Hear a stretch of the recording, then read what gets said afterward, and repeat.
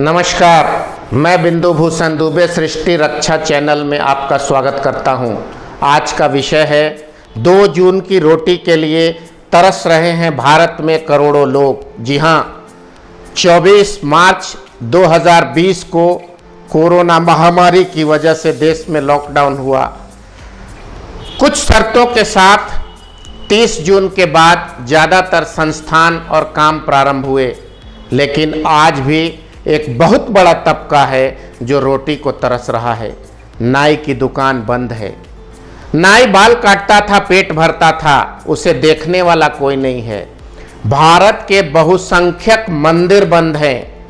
एक मंदिर में न सिर्फ एक पुजारी का पेट भरता है, पुजारी के पूरे परिवार का पेट भरता है। मंदिर के बाहर चूड़ी, सिंदूर, फूल, प्रसाद बेचने वाले का पेट भरता है। मंदिर की सफाई करने वाला कर्मचारी का पेट भरता है। मंदिर के इर्द गिर्द खोमचा और झोपड़ी लगाने वाले का पेट भरता है। ये बहुत बड़ा समाज है।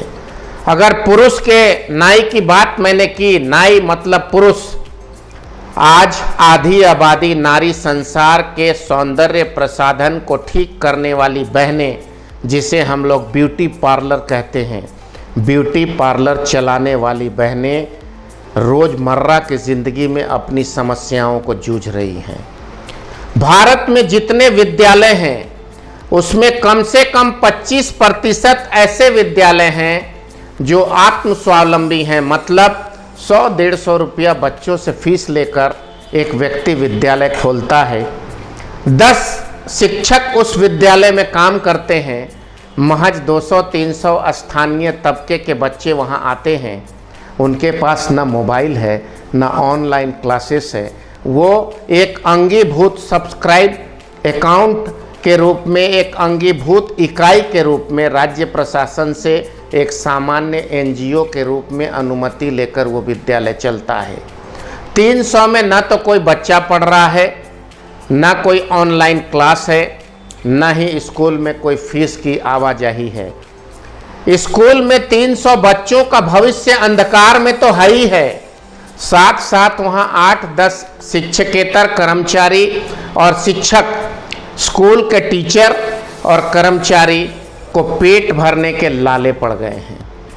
इसलिए मैं कह रहा हूँ, बड़ी बड़ी घोषणाएं सरकार के तरफ से हो रही है, चाहे वो केंद्र सरकार हो अथवा राज्य सरकार।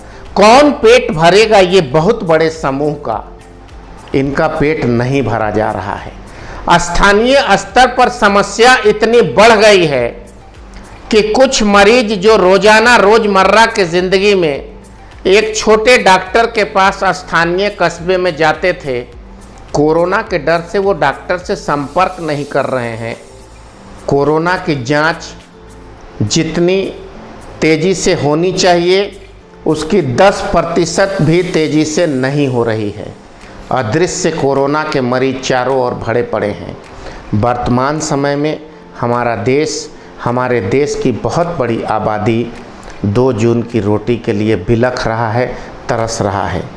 सरकार कहती है हमने मनरेगा के तहत गांव में काम दिया है।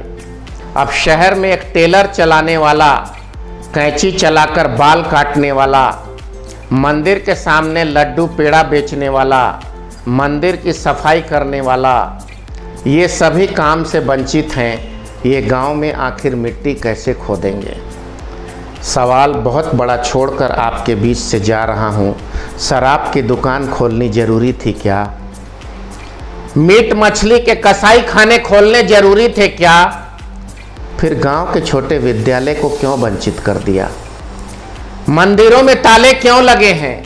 और यदि मंदिरों में कोरोना के संकट सबसे अधिक दिखाई देते हैं तो फिर उनके पुजारी, उनके मजदूर, फूल माली बेचने वाले, फूल प्रसाद बेचने वाले का पेट कौन भरेगा? इसका जवाब हम चाहते हैं। आज के लिए इतना ही। एक नए विषय के साथ बिंदु भूषण दुबे फिर उपस्थित होगा। नमस्कार, वंदे मातरम।